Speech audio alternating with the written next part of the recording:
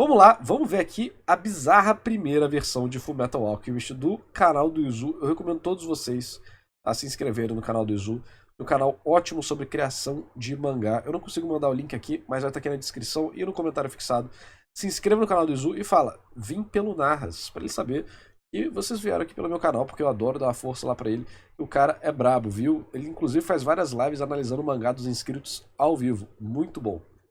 Alphonse seria um animal e Edward seria mais velho? Pois é, hoje vamos mergulhar na criação dessa obra icônica, direto da mente de Hiromu Arakawa, e ver como ela quase foi completamente diferente do que conhecemos hoje. Tudo começou com uma ideia simples. Hiromu Arakawa estava fazendo um bico como auxiliar de tráfego quando teve a ideia de criar um mundo onde coisas surgiam do chão como mágica. Só que, né, galera, magia já era um tema saturado. Foi então que ela lembrou da Pedra Filosofal, um item clássico e misterioso, e isso a levou direto ao conceito de alquimia. Durante a pesquisa, Arakawa descobriu que a alquimia não era só transformar chumbo em ouro, mas também carregava uma filosofia profunda, a busca pela perfeição humana. E foi aí que a coisa começou a ganhar forma. Magia virou ciência e a fantasia virou filosofia. Então, uma dica: às vezes, uma pesquisa profunda pode transformar sua Sim. ideia comum em algo único. O nascimento dos auto-meios. O que um O, o Battle Hentai é tipo isso, né? Eu comecei a criar o mundo dele em 2018 como um cenário de RPG. E eu fui. Cara, eu comecei a escrever sobre isso antes de toda essa modinha de gnose, quando ninguém falava de gnose na internet. E aí eu comecei a escrever nessa época, mas eu tava pesquisando já antes. Tudo foi porque o amigo da. O amigo de uma amiga minha falou um negócio de Arconte e eu sempre tive esse nome na cabeça. Tipo, tinha carta de Magic disso e tal. E eu nunca tinha ido procurar o que que era, mas sempre achei o nome legal, né? Arconte. E aí eu perguntei pra ela, o que que é Arconte? Ela falou, é um, tipo uns bichos do mal. Místico, né? Do ocultismo. Aí eu, Aí eu fui procurar Arconte, eu vi o significado grego e tal, tipo, governador, né? E tal, sei que. Aí eu fui pesquisando mais e mais e mais e mais e mais. E aí cheguei em várias coisas diferentes. Estudei um monte de ocultismo islâmico, ocultismo judaico, ocultismo cristão. E fui organizando tudo, pô, vendo, pegando várias referências, vários textos. Comecei lendo de informações de segunda ou terceira mão, né? Tipo Wikipédia e sites especializados. Mas aí depois eu fui comprando os livros, né? Fui comprando um livro específico daquilo e tentando ir cada vez na fonte mais primária, e estudando muito, e acabou criando um universo que é muito inspirado nessa questão de gnóstica, né? Só que vai além disso, juntou várias inspirações minhas, como eu falo, né? Inspirações um diretas centro de assim, ops, inspirações reabilitação tem a ver com próteses high-tech? Bom, inspirações diretas assim tem de Fullmetal Alchemist não, cara, tô vendo Fullmetal vendo na minha cabeça. Blue Exorcist, Steins Gate, Fate e outras séries e obras de formas diferentes, né? Mas são três inspirações fortes. E, quanto mais eu fui estudando, tipo, magia, ok. Por que eu vou me inspirar em magia genérica de ficção genérica? De onde ela veio? Ah, veio de Dungeons and Dragons, muitas vezes. De onde Dungeons and Dragons veio? A magia de Dungeons and Dragons. Ah, veio de alquimia e ocultismo. Tá, e isso aqui veio da onde? Ah, isso aqui veio de ocultismo da época de Cristo. Ah, isso veio da onde? Tá, isso aqui veio de ocultismo platônico, pitagórico e egípcio. Ah, isso aqui veio da onde? Aí vai ficando mais difícil, né? Mas você vai voltando, voltando, voltando, você vai vendo a evolução daquilo, aí você vai conseguindo criar um sistema de magia mais interessante. Então, a história foi evoluindo para várias coisas, né? O Battle Hentai é uma história que tem dentro desse universo. Já mandei essa história pro Japão, uma delas, no concurso que eu mandei, ninguém ganhou. Eles falaram que não teve nenhuma história com personagens bons o suficiente. Eu sabia que meu protagonista era o ponto mais fraco da minha história. Eu fiz ela em um mês, né? Então não deu pra deixar redondinho. Já melhorei ela hoje em dia, agora tô bem satisfeito. É... E foi uma experiência muito legal fazer tudo isso e criou um mundo muito, muito sólido que eu tenho vontade de botar personagens e criar personagens e falar de coisas que estão acontecendo nele, né? Então, estudar de verdade é porque não é todo mundo que pode estudar de verdade para fazer isso, né? Uma coisa é ser seu trabalho, outra coisa é você trabalhar com criação de conteúdo ou estudo, que tipo, pô, no Shield Strike vai ter coisa relacionada a isso, sabe? Mas muita coisa no Pocket Bravery eu já tinha na cabeça porque eu tinha estudado para outras coisas. Então, o meu trabalho me permite gastar tempo sério estudando essas coisas, enquanto outras pessoas não vão ter esse tempo, né? Por isso que histórias profissionais, mangakas ou escritores, pô, os caras podem ficar tipo um ano pesquisando só um assunto sem ter que parar. Uh! E isso ajuda demais a você criar histórias mais únicas, né? Enquanto Não, a magia de Tolkien é bem diferente da magia de Dungeons and Dragons.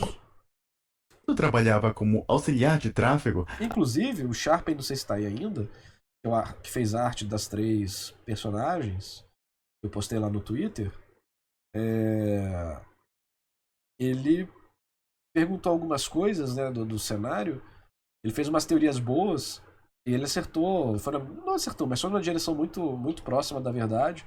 Aí eu aproveitei e contei algumas coisas pra ele. E aparentemente ele gostou, né? Acho que ele achou interessante. Então eu espero continuar trazendo coisas positivas pra vocês. Inclusive, vão ver os desenhos lá que eu postei no Twitter. Eu fiz lá Tsundere versus Kudere, hein? Eu falei lá dos rolês que elas iriam te levar. Quero saber quem que você escolher. Vai lá no post. Meu último post no Twitter antes do anúncio da live. Arakawa viu uma Achei foda pra caralho, viu? Fiquei feliz. pessoa tirar a prótese e pendurar na cintura. O único, o nascimento dos auto-meios. O que um centro de reabilitação tem a ver com próteses high-tech? Bom, enquanto trabalhava como auxiliar de tráfego, Arakawa viu uma pessoa tirar a prótese e pendurar na cintura. A imagem ficou marcada na cabeça dela.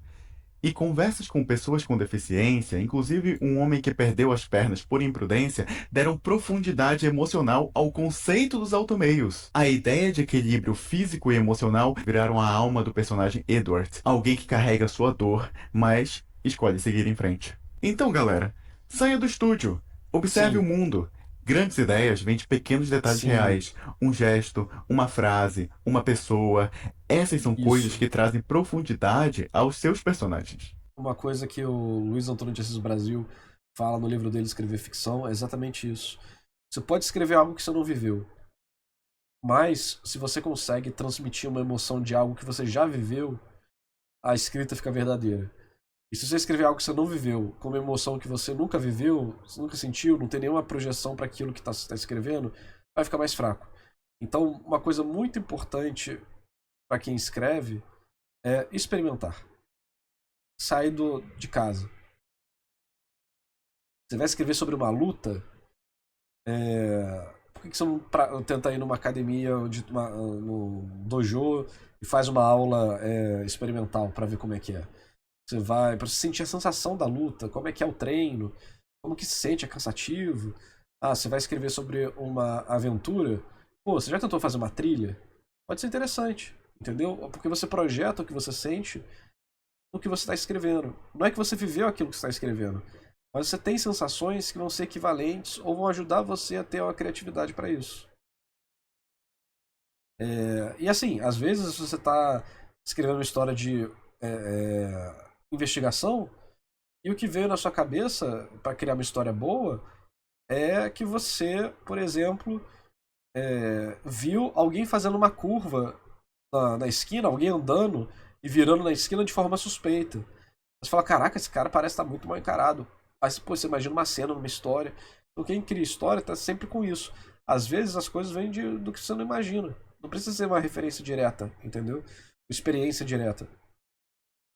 Só procure experiências diferentes. E isso pode ajudar você a escrever uma história mais rica.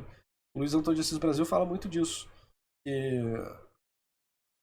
você conseguir escrever coisas mais próximas da sua vivência não é só necessariamente melhor, mas como é mais fácil. Porque você já tem uma bagagem para aquilo. Por isso que ele fala também que na hora que você for criar personagem, cara, não tem nenhum problema de você misturar pessoas que você conhece. A aparência de um com a personalidade de outro, com o defeito de mais um, com a qualidade de outra pessoa. Isso ajuda você ter o personagem na sua cabeça e conseguir botar ele no papel. Do que tentar criar do zero, se referenciando em outros personagens da ficção. Porque aí você tá partindo de um ponto muito mais poderoso. Claro, quando você vai falar pra alguém, você fala, é tipo fulano daquela obra, pra dar uma referência. Mas quando você cria, é bom você pegar cada vez de coisas mais próximas e reais, né? É igual eu falei no Power System, eu fui tentando ir atrás lá do cultismo pra ver como é que a magia funcionava. Pra transcrever pra uma história legal. Então, mesma coisa aqui. A primeira versão era estranha. Com certeza, quando a gente ouve ela falando Edward, pensamos nesse visual aqui. Mas não, não, não, não, não. Saca só, o primeiro Edward tinha 18 anos. Então esquece o adolescente baixinho que você gosta. E sabe o que mais é pra esquecer? O Poxa, não é Alphonse. 18 anos não, Pois mano. é, Não é 18 anos não, mano. Já tá com 25 no mínimo. ele não existia nessa versão. Mas Izu, você citou o Alphonse no começo. Calma. É que tem um personagem equivalente a ele nessa versão, que seria o pai do Edward, que também seria vítima de uma transmutação mal sucedida. Porém, não teria sua alma fixada numa armadura. Nesta versão, ele entraria em um animal, um muito feroz. Um esquilo voador. É, não é zoeira não. Talvez o motivo para isso seja que Arakawa declarou que sempre se preocupou em não deixar a história muito pesada. Queria algo mais otimista, que acabasse bem no final. Então, não tenha medo de versões estranhas da sua história. Toda grande ideia começa com rascunhos esquisitos. O importante é experimentar e ajustar até encontrar o tom certo. A história surgiu por um fax. Arakawa deixou a ideia na gaveta. Depois, ela participou de um concurso para publicar uma série. Mas a obra que ela mandou foi outra e não foi aceita. Depois, ela conversou com seu editor sobre uma outra história que já tinha feito alguns storyboards. Aí sim foi Fullmetal, né? Não. Se chamava Souten no Komori, ou O Morcego do Céu Azul. Mas ele a achou séria demais e disse para deixar para uma outra oportunidade. Inclusive, essa obra foi publicada posteriormente como one shot. E foi só aí que ela teve a ideia de Full Metal Alchemist. Então ela foi lá e produziu um capítulo completo, todo finalizado, bonitinho, para entregar para o editor, certo? Não. Ela só rabiscou um storyboard rapidão ali e mandou por fax para o departamento editorial. Porque no Japão o nego usava fax até 2020, né? Até a época da pandemia. Inclusive era assim que o mangás, você não podia mandar por e-mail o arquivo. Você tinha que mandar pessoalmente. Bizarro, né? Arakawa conta que ela já não tinha expectativa nenhuma a essa altura do campeonato.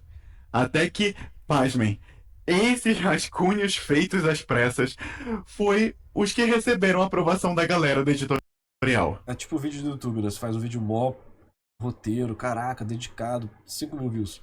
Faz um vídeo tosco de última hora, 300 mil views. Ah, e na versão enviada por fax já tinha sido alterada a idade do Ed. Porque ela percebeu que aquele protagonista de 18 anos era velho demais para uma revista shonen. Então ela reduziu a idade para alcançar melhor o público da revista Gangan. Mas sabe o que é engraçado? É que Arakawa nem pensava em criar uma série. Era para essa história ser um one shot, uma história fechada. Só que os editores viram o potencial e pediram para ela Mas transformar. o editor não serve pra nada, mano. Como assim o editor viu o potencial na história e fez ela fazer Full Metal? O editor não serve pra nada. Logo tudo numa grande serialização. Aí, amigos, ela teve que reestruturar às pressas toda a concepção da história para apresentar à editora o quanto antes. E você aí pensava que Fullmetal foi todo planejado bonitinho desde o começo, nos mínimos detalhes, né? É, falo nada, fico quieto. Então, a realidade é diferente. Inclusive, nos tais primeiros esboços que ela enviou à editora, a história se tratava de criar um lago em terras onde não havia água. E, gente, foi acontecendo tudo. Essa versão foi Lago publicada em em terras 2011. onde não havia água. E, gente, foi Tipo Ishigal. acontecendo tudo muito rápido. Nessa época, a revista Gangan estava publicando novas séries de novos mangakás. Aí ela recebeu a seguinte notícia do editor. Ô, prepara logo aí os seus originais que você será a primeira a ter a série publicada. Ela ficou em choque. Inclusive, foi correndo pedir ajuda a uma amiga.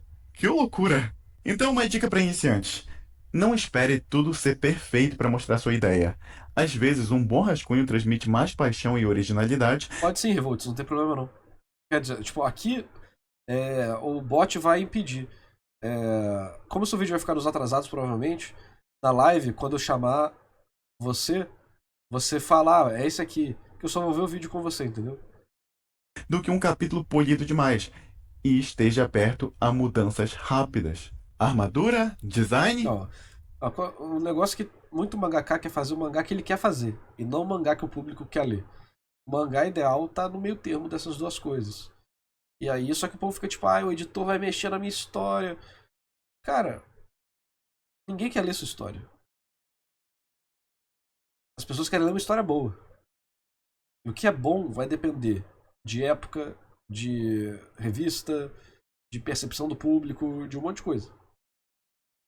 Claro, você tem um pouco mais objetivo, talvez, de regra, de desenho, de composição, mas mesmo assim, muita coisa vai ser alterada com o tempo, né? No momento que as coisas estão acontecendo. Então, a sua obra vai passar por 1 milhão de modificações, porque você vai estar sendo pago uma boa grana lá no Japão, inclusive, para fazer o negócio dar certo. Então você tem que fazer um negócio que está dentro dos parâmetros de qualidade da revista, da expectativa e do público, né? Então, normalmente, quem tenta ser muito diferentão se ferra. Você tem que ter o balanço correto de diferente e familiar. E detalhes malucos. Na versão apresentada aos editores, o Alf Você precisa estar bem estabelecido para fazer a história que quiser. Pois é. Quando você já é um autor de sucesso, todo mundo vai ler porque é sua. E mesmo assim você pode falhar. Normal, inclusive. O que mais tem é mangaka famoso que faz um mangá novo e não faz sucesso. Então, é difícil, cara. Não, não é fácil. A história que você está fazendo na sua cabeça, ela não é tão boa assim. Você precisa conversar com muitas pessoas de confiança, com habilidade de crítica, para deixar ela boa. Por isso que amigos autores, editores e coisas do tipo são essenciais. Mais de uma cabeça pensando numa história deixa ela exponencialmente melhor. Alphonse já existia e já era uma armadura. Mas sabe de onde veio essa ideia? Dragon Quest. Arakawa se inspirou na Armadura Errante. Como a revista Gangan era voltada para fãs de RPG, ela viu uma chance de conectar visualmente a obra com esse universo. Só que, como comentei antes, tudo foi feito na correria. Ela tinha que desenhar uma prévia do mangá que seria usado como divulgação da estreia da série. Ela conta que estava desesperada com isso. Ela já tinha o design mais ou menos em mente, mas foi difícil decidir como seriam os detalhes. Porém, algo que a guiou foi o objetivo de fazer um visual contrastante com a personalidade do Al. Ele era gentil, então pensou num visual mais demoníaco, chifres, olhos vermelhos, presas. Mas, por conta da correria, o Alphonse desenhado na prévia parecia mais com um robô magrelo. Tudo foi sendo ajustado em cima da hora. Então, galerinha, o design precisa dialogar com a essência do personagem. Tem a diferença. Aqui ele tá. Assim, a ideia base é a mesma, né? O negócio dá pra ver, olha só. Olha que curioso, né? Aqui ele ia ter muito mais detalhe e isso pode ser muito chato de ficar desenhando toda a página. Ele foi simplificado. Aqui. Isso é importante. Aqui também, ó. Isso é muito importante, mas tá bem parecido, na verdade, com como ficou no final. Tá mais magrinho, mas não ficou ruim, não. Tá bem legal também. Mesmo em prazos apertados, pense como o visual transmite quem esse personagem é. Contrastes podem ser poderosos. O roteiro foi seguindo o Ed. Ou melhor, o Ed foi puxando o tapete. Você já tentou escrever uma história e percebeu que o personagem não te obedece? Com relação a Arakawa, É ela bom. tinha ideias soltas Isso é muito bom. na cabeça sobre o que ia acontecer na história. Ela Eu pessoalmente gosto, né? De quando o personagem faz o que ele quer. tinha em mente o começo, o fim e alguns eventos relevantes ali pelo meio. Nada 100% definido. Com o tempo, ela foi precisando fazer acréscimos, mudanças, enquanto a história ia se desenrolando. E para piorar, o começo, o fim O Ed foi puxando o tapete. Você já tentou escrever uma história e percebeu que o personagem não te obedece? Com relação a Arakawa, ela tinha ideias soltas na cabeça sobre o que ia acontecer na história. Ela tinha em mente o começo, o fim e alguns eventos relevantes ali pelo meio. A maior parte dos mangakas é isso aí. É diferente de uma escrita de livro ou de filme, né? É muito dinâmico, é mais próximo de uma série. Apesar de série ser um pouco mais organizada devido ao valor de produção e tal. Mas isso aí, 90% dos mangakas é exatamente isso. Nada 100% definido. Com o tempo, ela foi precisando fazer acréscimos, mudanças, enquanto a história ia se desenrolando. E para piorar, o Edward começou a tomar decisões por conta própria. Por exemplo, no capítulo 41, onde ele diz que vai proteger a todos e não quer mais perder ninguém, Arakawa sabia que, como autora, isso limitava suas escolhas, mas estava convicta que Edward não diria outra coisa a não ser aquilo. Sua personalidade era bem definida. O personagem tomou vida e ela deixou ele guiar a jornada. Então, escute seus personagens. Quando bem construídos, eles ganham vida e ajudam a guiar a Isso aí. narrativa de forma mais autêntica. Você já fez um negócio parecido no RPG, que era pro personagem que eu não queria que ele morresse. Mas ele teve que morrer, eu tive que matar. Enquanto eu matava ele, eu tava pensando como que eu poderia não matar ele. E eu não conseguia. Ele tinha que morrer. Aquela atitude dele era a atitude que ele ia fazer. Ele morrer era o que tinha que. Era o certo. E, e isso deixou toda a história muito mais emocionante, né? Então isso é muito legal quando acontece.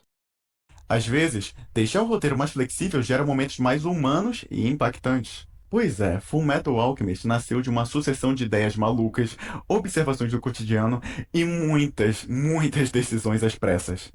Mas talvez por isso mesmo a obra seja tão única. E da próxima vez que você tiver uma ideia estranha no meio do trabalho, quem sabe esteja começando o seu próprio Fullmetal. Então, se você curtiu essas histórias bizarras de Fullmetal e quer mais informações sobre bastidores de grandes mangás famosos, se inscreve aqui no canal, deixa um like, isso ajuda O canal do muito Izu é muito a eu bom. trazer cada vez mais Eu não conteúdos vou conseguir mandar o link, mas procura aí no YouTube, canal do Izu. semelhantes. E também, ó, comenta que ideia estranha você já teve e não teve coragem de escrever. Eu vou ler as ideias de vocês e vou comentar a respeito. Tô curioso. E se você quer continuar aprendendo sobre produção de mangá, eu vou deixar ó, dois videozinhos aqui, cheios. Os vídeos deles são muito bons. Eu gosto muito das lives que ele analisa o mangá dos inscritos, porque eu acho que dá pra tirar muita sabedoria, muito conhecimento disso aí, tá? Porque você vê os erros que. Uma coisa é ver erro de mangaka famoso. Até você errar igual um mangaka famoso, você vai errar muito como um mangaka anônimo. E os erros de um mangaka anônimo são muito piores do que os erros de um mangaka famoso. E muitas vezes o anônimo, ele só vê o erro do famoso e não consegue ver o próprio erro. Então, o que o Izu fala nessas lives eu acho essencial. E os vídeos dele falando sobre mangá em geral também são muito bons, ele tem muito conhecimento. Em especial, quadrinização, ele manja demais, né? Ele estudou com o Maurício Sambo também, que é outro monstro. Provavelmente o brasileiro mais relevante da indústria de mangá, Maurício Sambo, né? Não sei hoje em dia, mas com certeza já foi. Hoje em dia ainda é muito importante também. Então, sei lá, sempre gosto de assistir vídeo do Izu, fico feliz quando vocês mandam esse tipo de vídeo pra mim. Então é isso aí, tamo junto, Izu.